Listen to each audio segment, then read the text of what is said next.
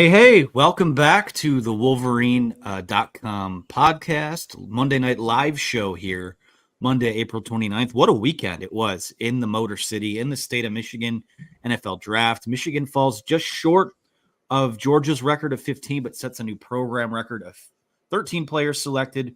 We will discuss that, maybe some of our fits and a little bit of the superlative game as well. Obviously, also going to discuss the biggest news of the day, which was Vlad Goldin officially dropping for Michigan basketball, and Dusty May will lead with that and discuss some of the other things with the roster. Anthony Broom here with Clayton Safey, as we are every Monday night around 6 p.m. Clayton, man, welcome back to the show.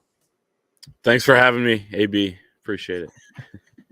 Yeah, I'm glad that you followed up on my invitation. It's always kind of you to do. Well, we are brought to you tonight by the Wolverine.com's National Championship Edition, Wolverine Magazine's National Championship Edition, I should say. We've been talking about it for months. One of our favorite things to put together that I've done since I've been here over the last few years. We put together this remarkable recap of the 2023 season, the 2024 college football playoff run. We have a magazine version, which is the 148 full-color glossy pages. We have the book version, which is more of a hardbound copy, maybe more for your coffee table or the fancier section of your own personal library. It's 144 ad-free premium glossy pages. And we have features on Jim Harbaugh, features on the players, many of which were drafted this weekend, highlights on a game-to-game basis, all kinds of great photos. I mean, some of those photos in there are some of the best pictures, I think, from this run all year. So check it out. Head on over to the WolverineOnDemand.com. Have plenty of them still in stock. Get your hands on it, because once they run out, I don't suspect that we will be putting out more of them. So get your copy today. They're awesome. One of the best things I've ever worked on, period. So be sure to check that out over at the WolverineOnDemand.com. Clayton, let's start with basketball today. A little bit of a change up. Usually we're more football based, but the news of the day is not all that surprising, but a shoe that we've been waiting to drop for a while. FAU center Vlad Goldin finally commits to the Michigan Wolverines. There was talk he was going to test out the NBA draft process. Maybe he still does that. We're not 100% sure what his plans are in that regard just yet, but he's coming to Michigan next year. And at the time he committed, all 13 scholarship spots were accounted for. George Washington III jumps in the portal later on in the day. So there is at least one spot still available. We'll see what happens with the likes of Jace Howard and Namari Burnett. But Vlad Goldin, I mean, you talk about a big piece. I mean, literally and physically, one of the bigger pieces of the class. 6'1", 240 pounds, averaged 15.7 points, 6.9 rebounds per game last year, while shooting 67.3% from the field, which was the third best mark in college basketball. This guy's outstanding, and he is a night one starter for them, and the biggest piece that they brought into this point, maybe the linchpin of this whole thing. Yeah, I mean, you can't add a much bigger piece. He was a number, as you said, literally and figuratively, but number 2 center in the transfer portal. And like you said, I mean, it was very expected, but at the same time, I think Michigan fans are feeling, pretty relieved today, seeing as now he's finally in the fold. But nearly 16 points a game last year, 7 rebounds. I mean, he's got really good touch around the rim. He was in the 91st percentile in the country in post-up efficiency as well. Got a nice hook shot there. I mean, putbacks. He's a good, pick and roll guy. Slips to the basket.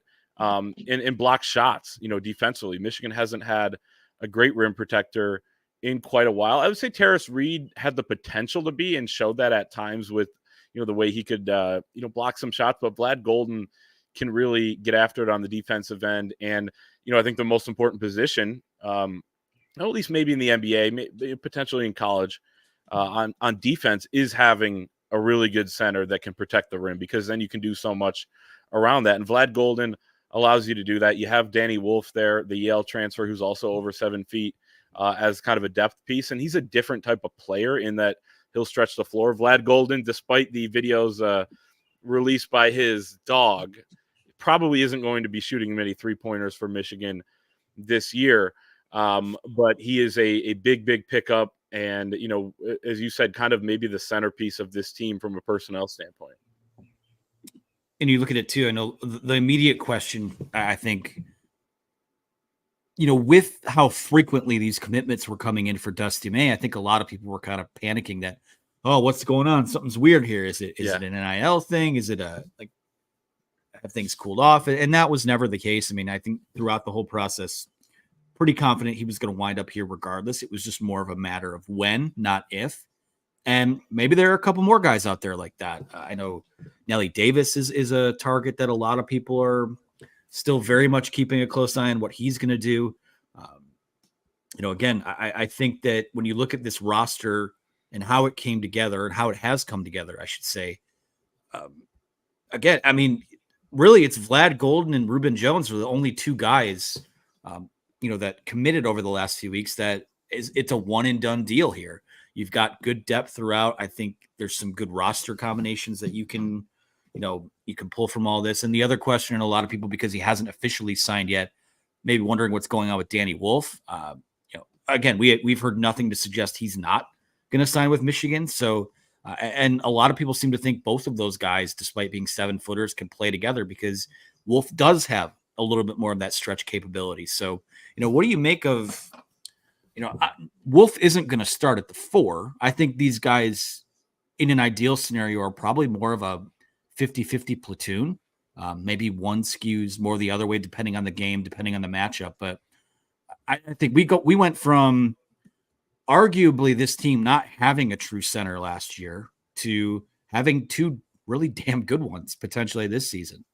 Yeah, I could see a few minutes overlapping between Vlad Goldin and Danny Wolf at times. And I think we talked about this last week. Like a lot of it depends on who you're playing, like who they have out on the floor. The Big Ten has gotten a little bit smaller year by year.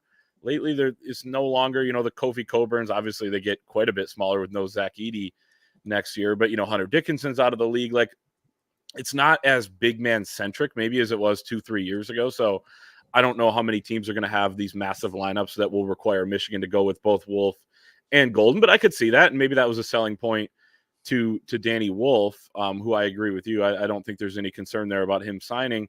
But Vlad Goldin, in his last season was the most minutes that he averaged per game, and it was 25. So if you're kind of around there, maybe a little bit less because it's a Big Ten, and you could take a little bit more of a toll on him, then I think you're right there with Danny Wolf, where they overlap for a couple minutes, and he's around 20, Vlad's around 25, and it's kind of that nice happy medium. So I think you're fine there. I think you'd still like to add another 4/ kind of an impact wing, or best available guard.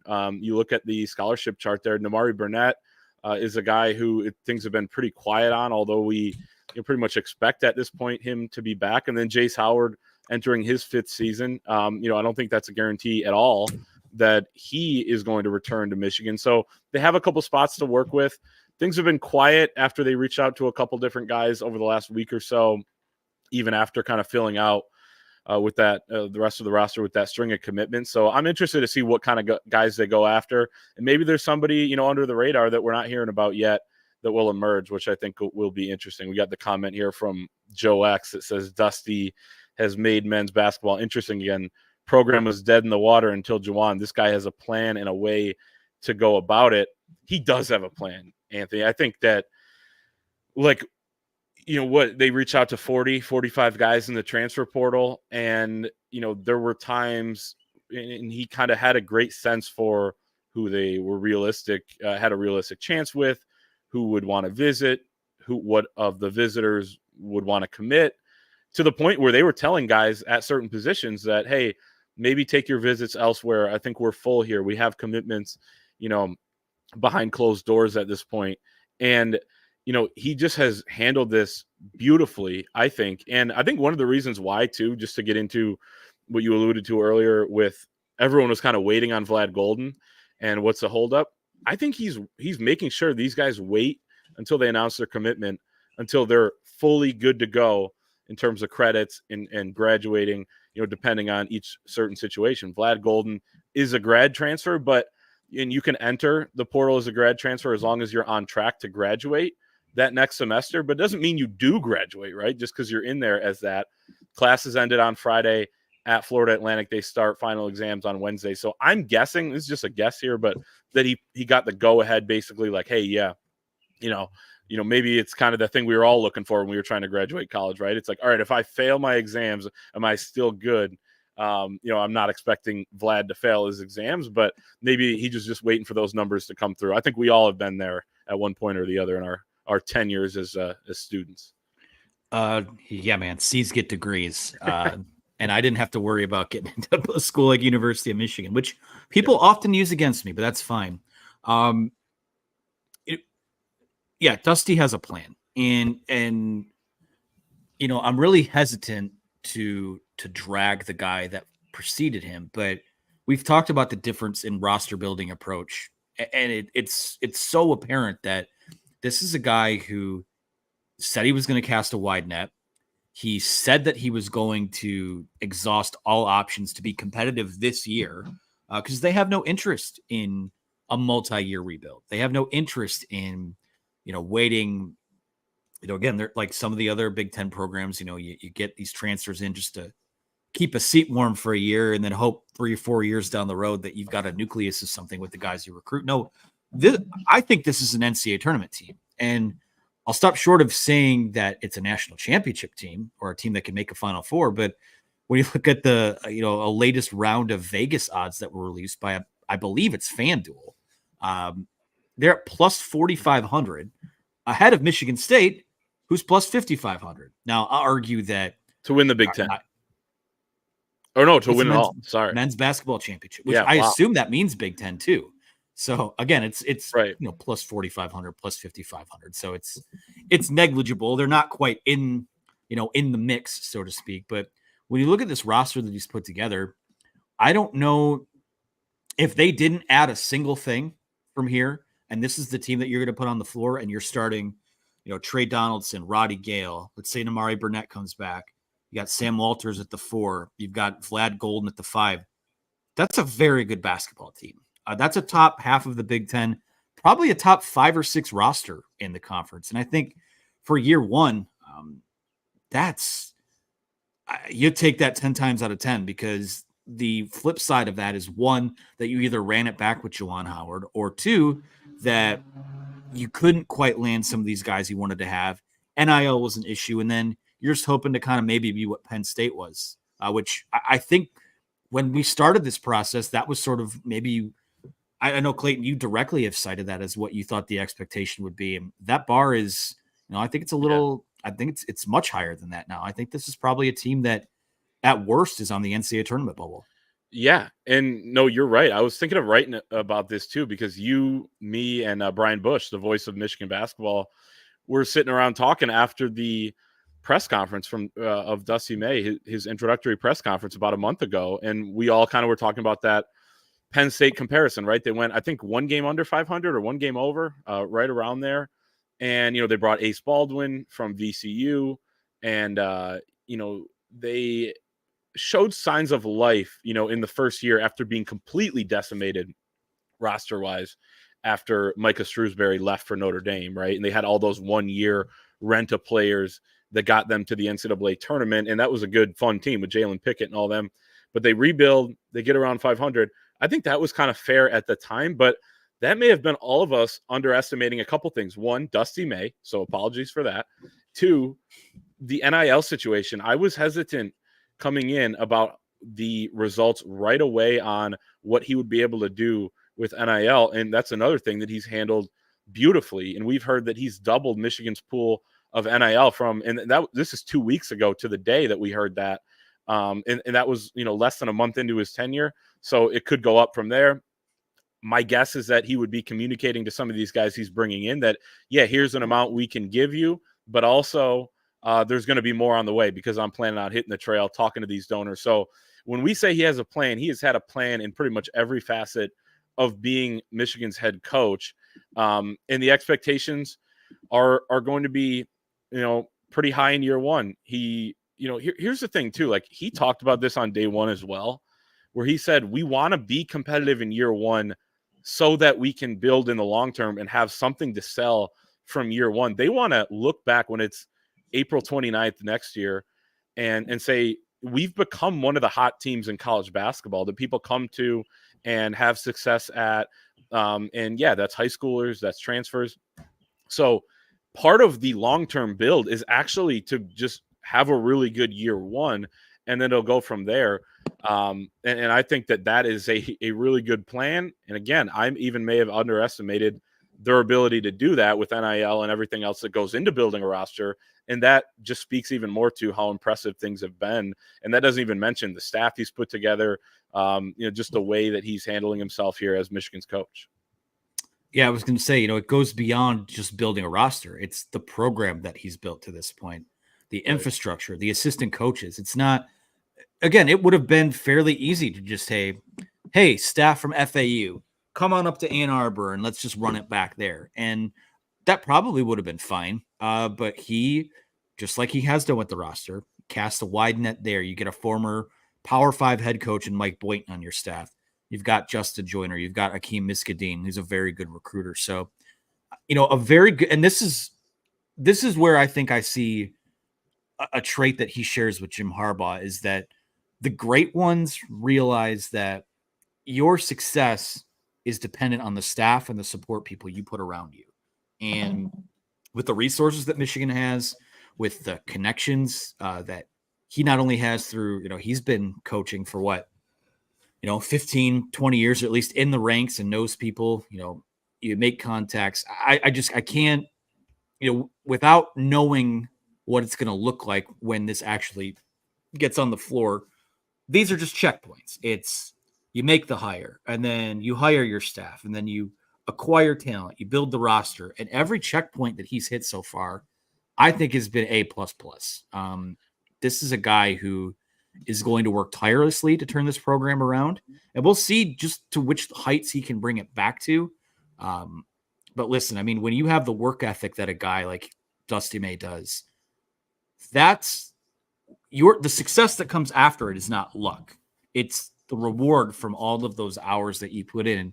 And he strikes me as the type of guy that if there's a 24-hour day, he's going to get 36 hours worth of work in, or just that extra hour somewhere he'll find to either get better as a coach, to make a couple more phone calls, to watch a little bit more film, whatever it is. I mean, this guy has worked pretty tirelessly to turn this around. And right now, I think we're looking at a team that I think has a chance to maybe not push for a Big Ten title next year, but I think it'd be pretty darn good.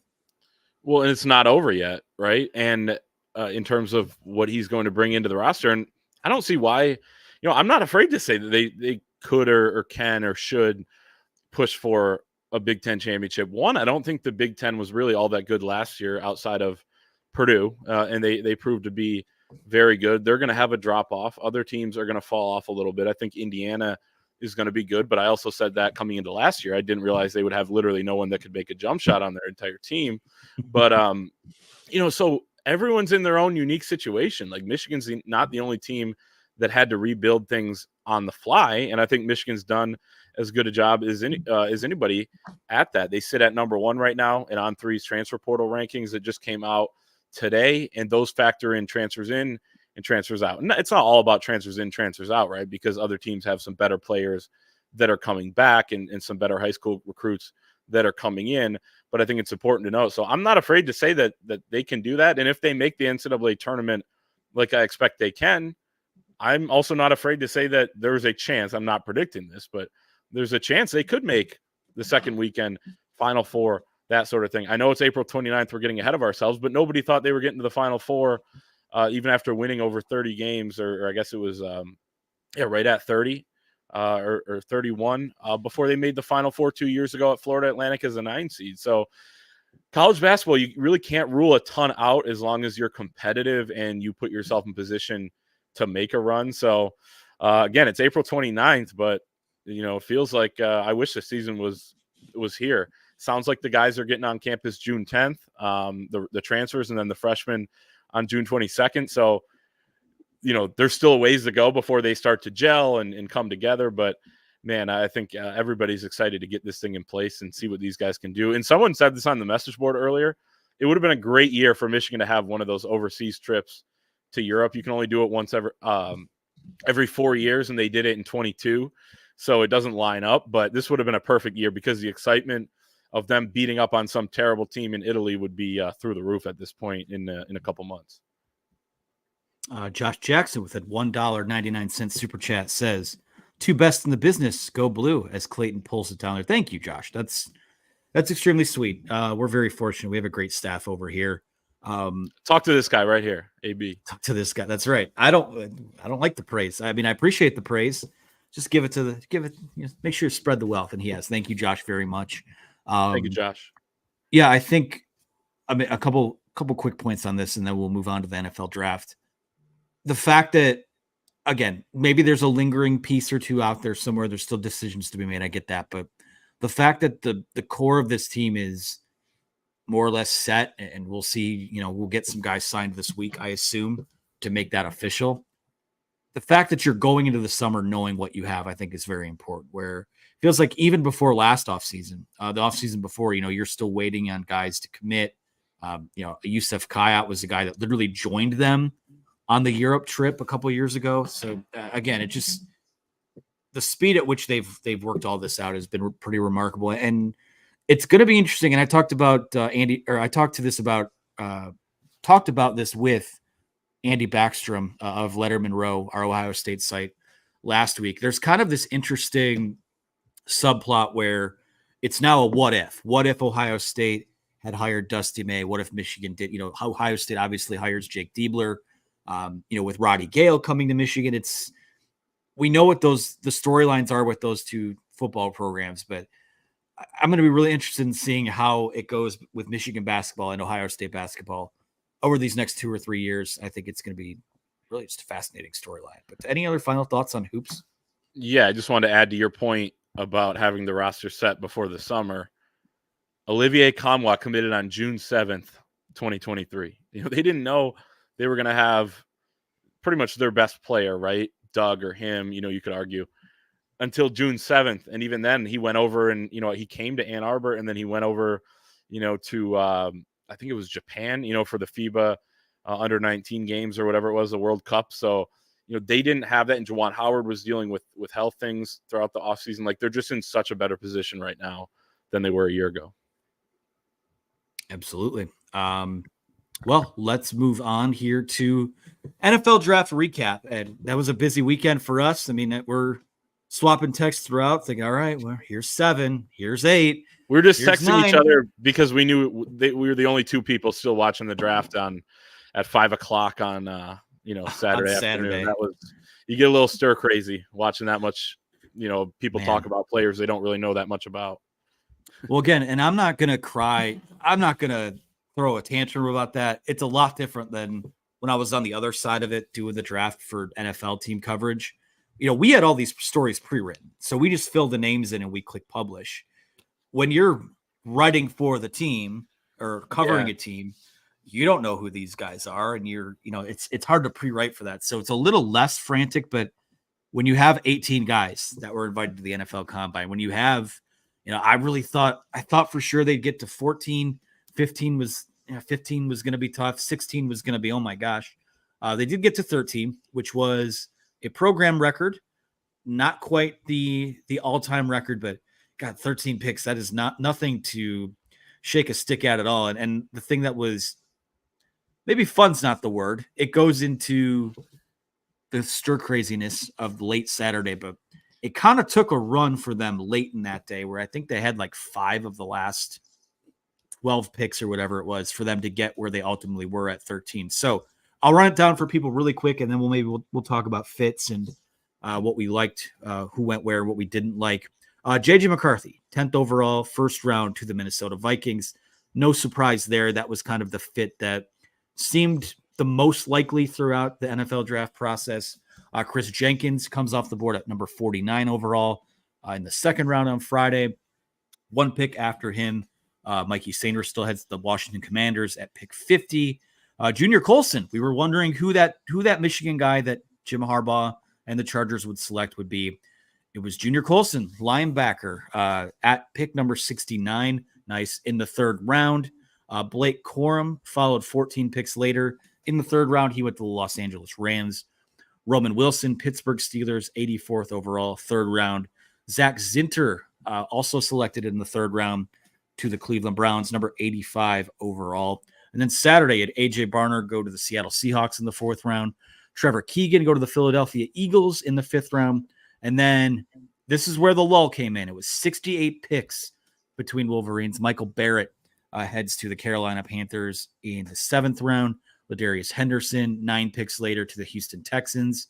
Jalen Harrell, 3 picks later in the seventh round, to the Tennessee Titans. And the 13th and final selection for the Michigan Wolverines in the 2024 NFL Draft, pick number 253, another Los Angeles Charger, wide receiver Cornelius Johnson.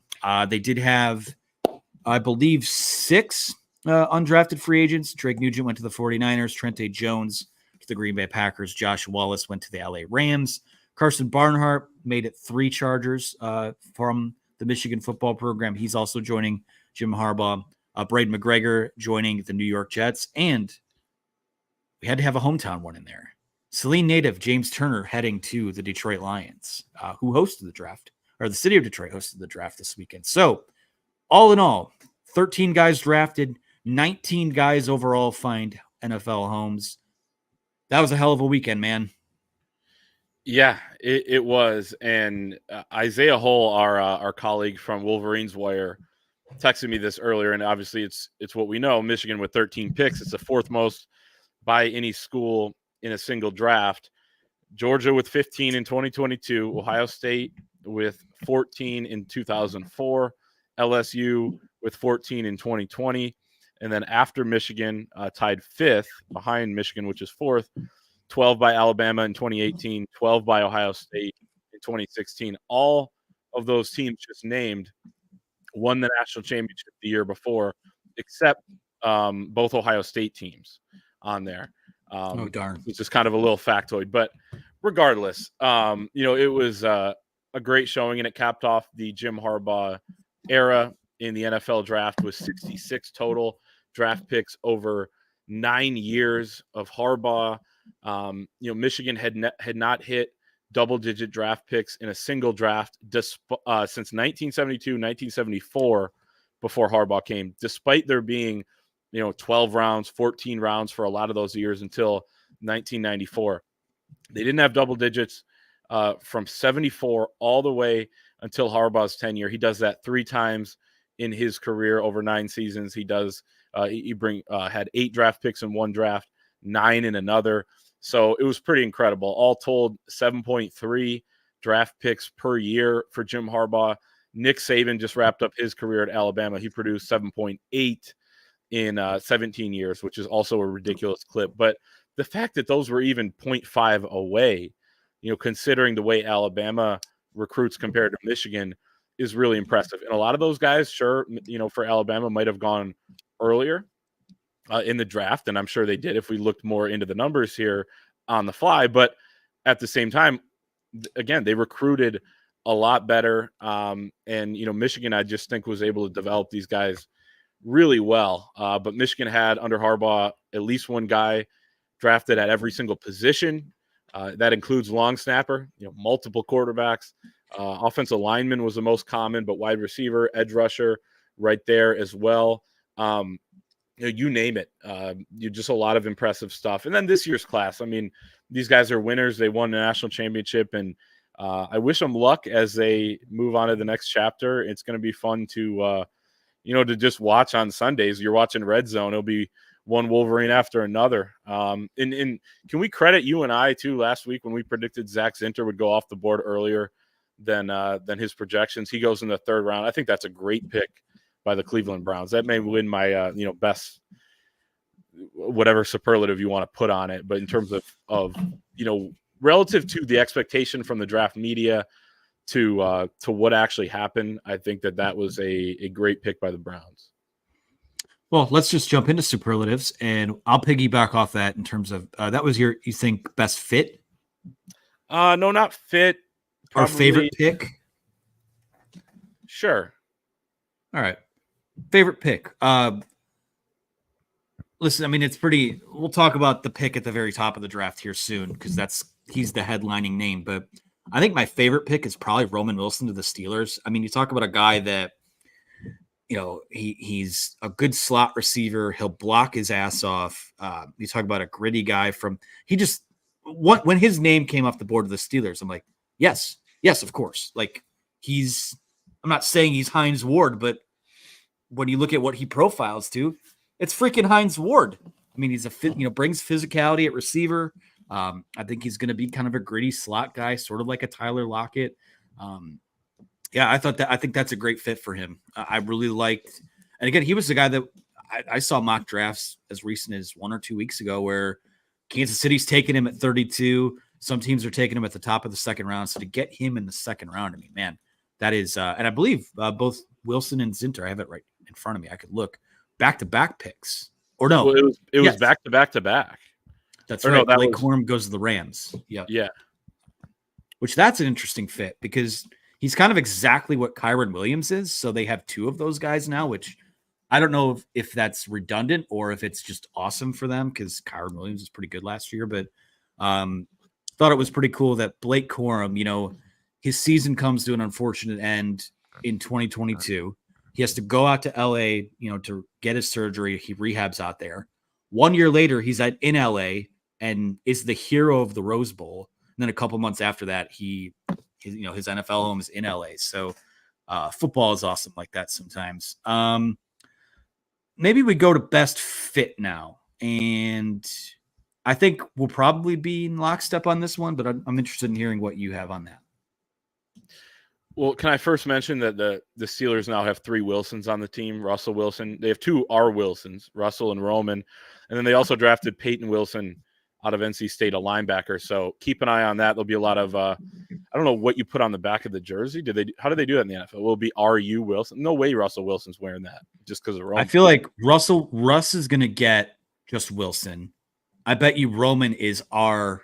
Wilson. And then there'll be P. Wilson. Yeah. I didn't think about that. See, this is what, the head of the Wolverines. Well, they were talking about it on the damn draft, and I was, we were watching different broadcasts. So, I was watching the Superior broadcast that night. So, yeah, true. Shout out to Rich. He was having himself a blast that entire event. So, Are we on best fit here?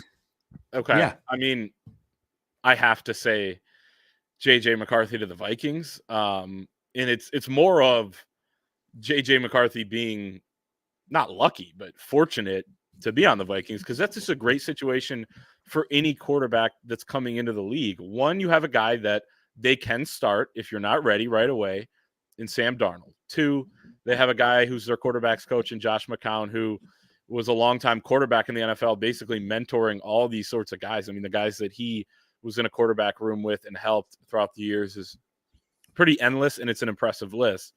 3rd, their head coach is a former NFL quarterback, Kevin O'Connell, for the Patriots and I believe other teams as well.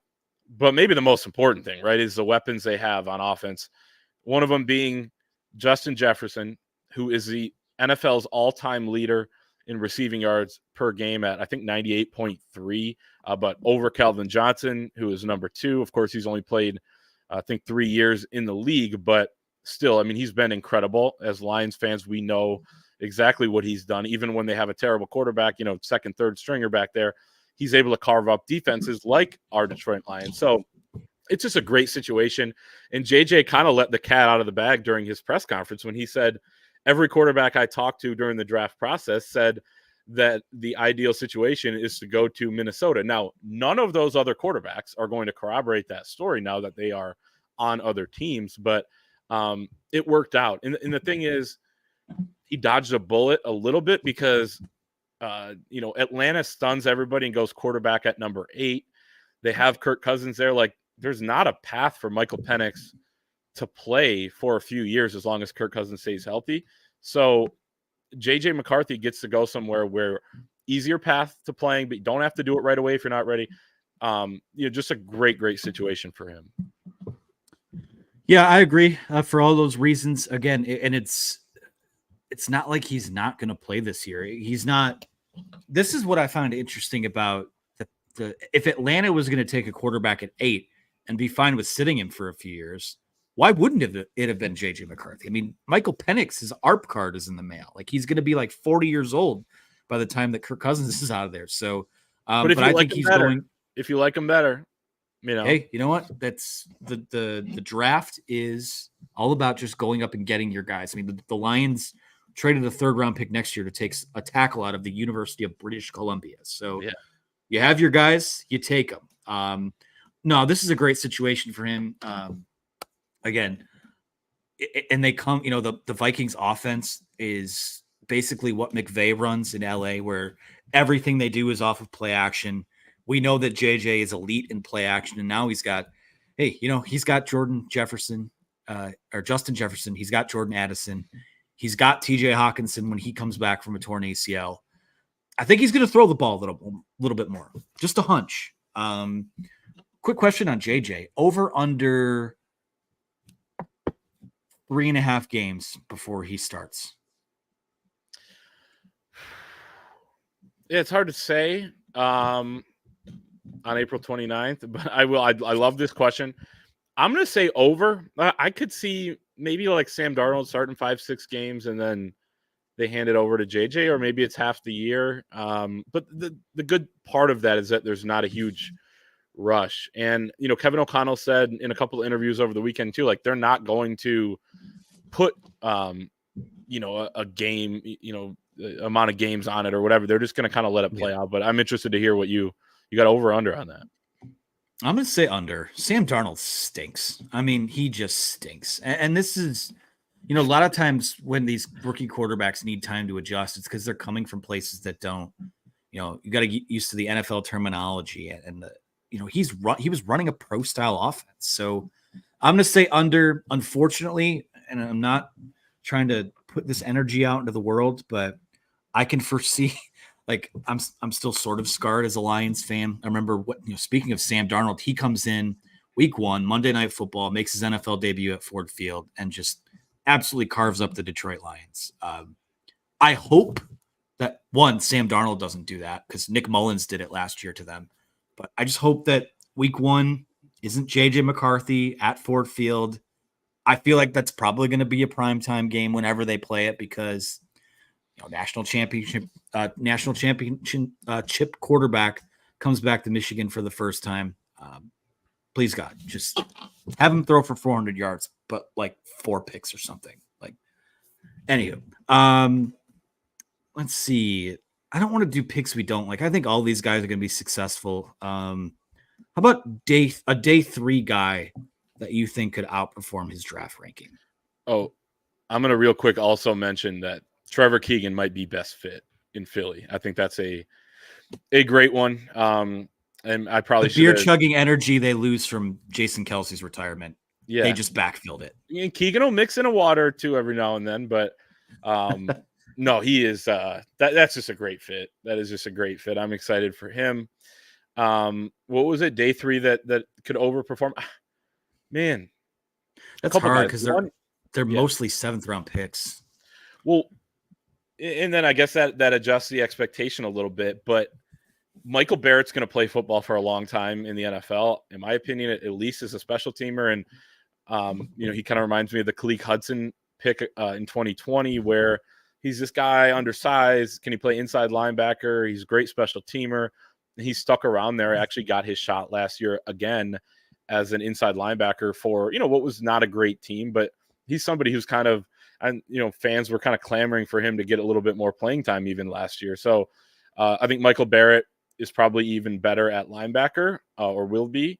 And he could do that. And then Jalen Harrell, I thought, was kind of a steal in the 7th round by the Tennessee Titans because like he's a very good player. Like maybe, you know, guys like Braden McGregor and stuff and Drake Nugent who had extra eligibility that should have come back. You know, maybe they should have, but I think Jalen Harrell's put enough snaps out there on tape. Surprised he didn't go a little bit higher, but I think he's developed himself into a pretty good player that could have an impact even as a 7th rounder. Yeah, I was surprised that Jalen Harrell went that low. Really surprised the way that he was sort of not talked about during this process. You know, he doesn't have a trait that he like hangs his hat on, but we know that he can cover down the field. We know that he can play run defense. We know that he can rush the passer. just got a really nice toolkit. I would kind of compare him to like a Julian Aquara type, maybe not as physically developed as he was, but just a guy that you can, he's going to be a rotational pass rusher, and he's going to get on the field and give you some sort of snaps. But 7th round pick, I mean, I think it is a steal for him. Michael Barrett, I was looking at the Panthers depth chart when you were talking there, and again, this is all, the Panthers suck. So caveat there. I know, I kind of feel bad for him in a way, but David Tepper is maybe the worst owner in pro sports. So I'm rooting for him to overcome that. But I mean, their linebackers aren't great there. So maybe it's like a Malcolm Rodriguez situation where he gets drafted late and the rest of the linebacker room is so terrible that he gets on the field early. But we'll see what happens there. Trying to think who else.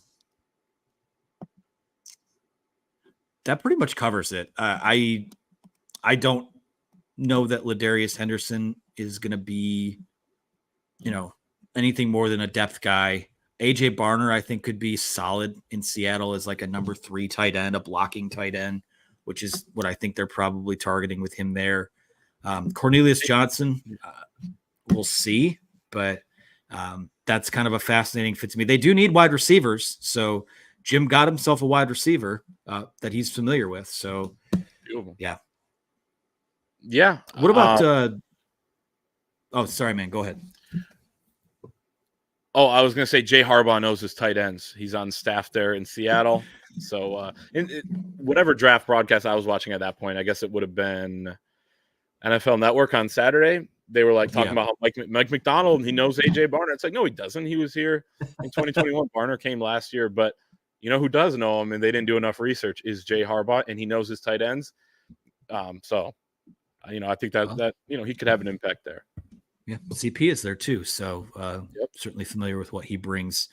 The UDFA guys, anything stand out there? I think like really it's what's that? I like Braden McGregor as he's a Packer, right? He's a Jet. He's a Jet. Well, either way, Green. I think he's going to do well. I was surprised he didn't get picked. I know there's been a lot of talk among the Michigan fan base in the last couple of days that maybe he should have come back for another year. I think that certainly would have turned him into a draft pick next season, but it's his life. He was probably ready to move on, but I do think he's going to be on a team next year. Okay. James Turner, Detroit Lions. I think going to win the job? I don't know. I don't know, but they're going to let him compete for it because that's what they do. So, yeah. That's any other draft thoughts? The other draft thought, it's kind of similar to what we had during the NFL draft last year, where you see all these guys go, and mind you, it won't be in these great of numbers, and you're thinking, man, I mean, you could talk yourself into them having another 10 picks next year if things break right. You could. I put the article out this morning about 13 guys who are candidates to be draft picks next year. And we wrote in there, right, that they're probably not going to get 13. Some guys are going to decide to come back for school, whether that's, 5th year, senior year, that sort of thing. But at the same time, there are 13 guys that I think have a pretty realistic chance of going if they want to, and if things go according to plan, right? We're projecting out on April 29th, but a lot of high-end guys as well if they decide to come out, Will Johnson, all those guys. So, yeah, you're looking at, I think, this draft success continuing, and, I think Jim Harbaugh won't get credit officially for some of those guys, but he and his staff, which includes Sharon Moore, by the way, brought a lot of these guys in. There was just so much talent on this team. Of course, Pro Football Focus put out their top 50 big board for next year's draft already. Those guys are already getting after it. Number 2 and number 4 overall prospects Michigan has in Mason Graham at number 2.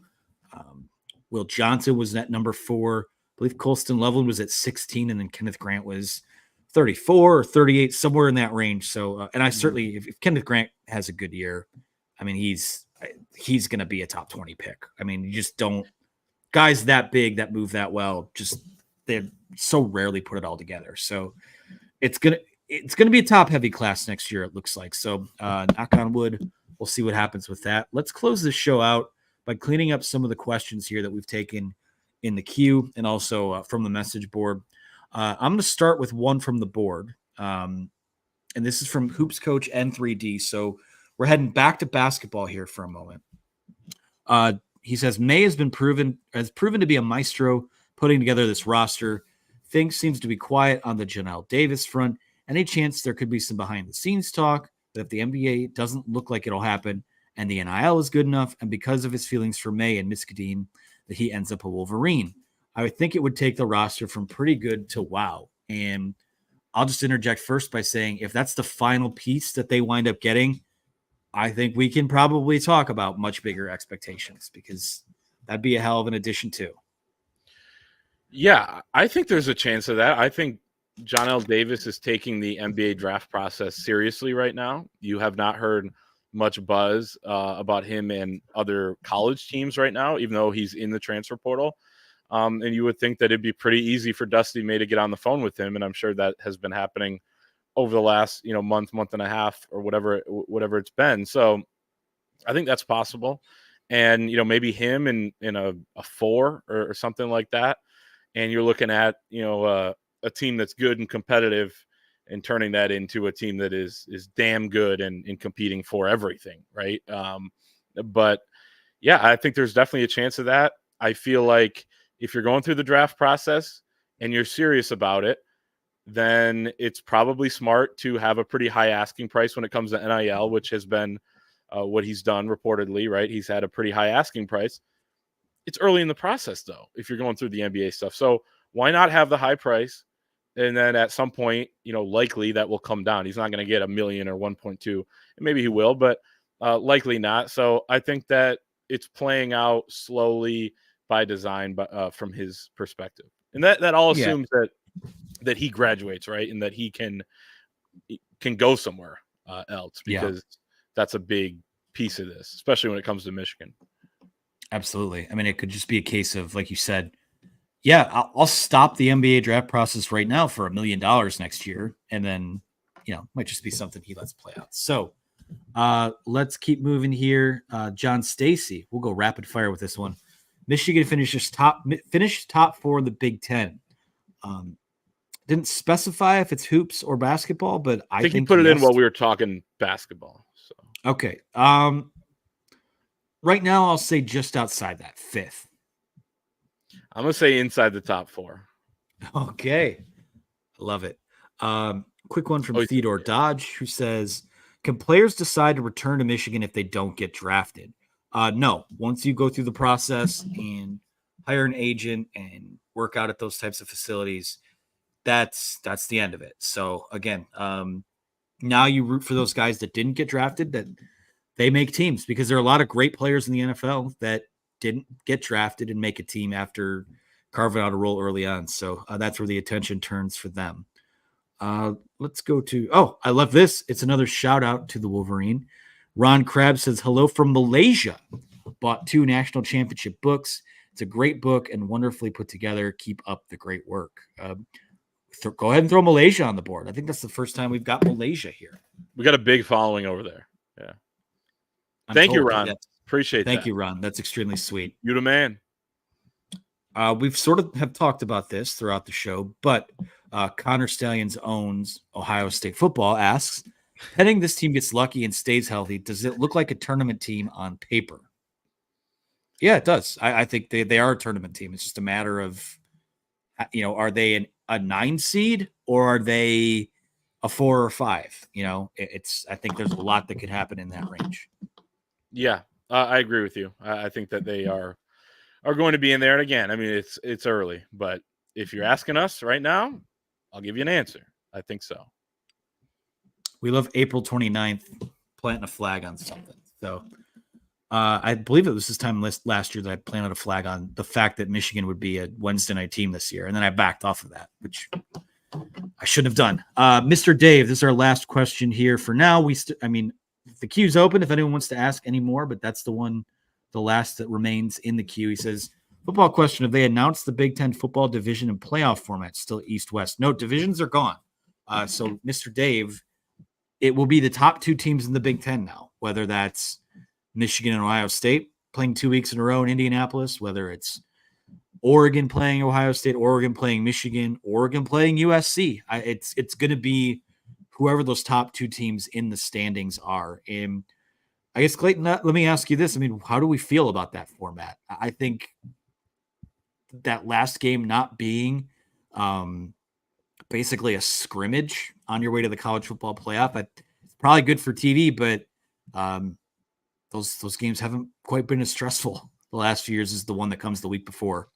No, they haven't been, and it's going to be harder to make it. And then once you get to the Big Ten championship, it's going to be harder to win it. But harder or not, I don't like it. I don't understand why they didn't just add the West Coast teams in, put them in the West Division, and move a couple teams over, like Purdue, Northwestern, whatever it is. Whoever you want to do that with, over to the East and continue to play like this. So now it's more of an unbalanced schedule. And you have the potential of Michigan, Ohio State playing 2 weeks in a row, something that I think we've talked about. And then it's interesting too, because you could have some rematches. I was reading this from Ross Dellinger of Yahoo Sports earlier, that there's no protocol right now in the college football playoff, new 12-team format, to avoid rematches in the first round. So, and he's arguing in his column that it's a solvable problem. They should avoid them, just like the NCAA basketball tournament selection does. A lot of other sports do that as well. And he listed that I don't have it fully up here, but there were a lot of cases, if you go back the last several years and model it out, how it would have been with the 12-team playoff, where you would have had a lot of rematches in the first round. So you could get, Michigan, Oregon this year in November. You could get Michigan, Oregon in December twice. And, you're talking about 2 teams playing 3 times in football, in college football, which is pretty unheard of. So I wouldn't like that, but that's kind of a tangent on the question. I don't like the no divisions, but it's kind of a topic, I guess, that we could do a whole podcast on the whole format and everything. But I don't have a problem with no divisions, but we don't need to play a Big Ten championship game. Like there's no reason to do that. I don't know. For me, if there were divisions, I think I'd be with you, where you have that team from the West Division. All of those teams they added from the West. You're going to get a better West Division champion than you ever would have under this old format. So most years, I mean, there's some years where an Iowa or a Wisconsin would come out, but really what's on the line in this game anymore? I think there's a couple things. One, obviously, if you are Michigan or Ohio State playing a second week in a row, if that team wins that game twice in a row, you're talking about having a bye to the next round. And then, if it's not quite being in that top 4, we're talking seeding too. We're talking about maybe hosting a playoff game in a couple weeks. So there is, I mean, you could probably still argue the stakes are higher in that format, but again, it's just, I don't know. Just it's been so much change so fast. When the Big Ten was it 2011 where the Big Ten expanded to Nebraska? At least that was kind of gradual, where Nebraska comes in. A couple of years later, you get Rutgers, you get Maryland at the same time. Now it's just like it just doesn't. It's not the same. It's basically going to be a different sport, which I think is still going to be a lot of fun. We'll be there every step of the way, as we tend to be, but it is going to be different, which I think I've argued from the start is what makes this last year's team did that much more special, because it was the period at the end of an era. There had been a lot of change that led up to that, obviously, but Michigan won the last national title that just felt like a dog fight from week 1 to game 15. So you're going to play more games now. You can play up to 17 or 18 games in this new format. It's going to be a little bit more. I love more games that matter. I could care less about the Pop-Tarts Bowl or any of that type of stuff, which those are still going to be there. But a lot of change. But hopefully Michigan's this team, and certainly they're in a conference that is at the forefront of at least trailblazing and planting their flag on what it's going to look like for them. So, any other final thoughts, Clayton? Yeah, Michigan and Georgia own the NIL era. So, last 3 years, 42 wins for Georgia, 40 for Michigan. It's pretty interesting. There's something to be said about still having your guys there. I've yet to see a team that's competed for a title or won a title with a team full of bag chasers. So it's not hating on any individual players, but Texas A&M, Auburn, Miami, Godspeed. Still waiting for it. You can subscribe to our channel, like this video. It helps us out tremendously. Again, remember to use that promo code UM1 to get 2 months of premium access to our website for only $1. So use that promo code today. All that info is in the description below, as well as information on how to order our commemorative National Championship edition of our magazine. That's going to do it for us tonight. For Clayton Safey, for our producer Megan behind the scenes, I'm Anthony Broom. Thanks for watching The Wolverine, and we'll talk to you again next time.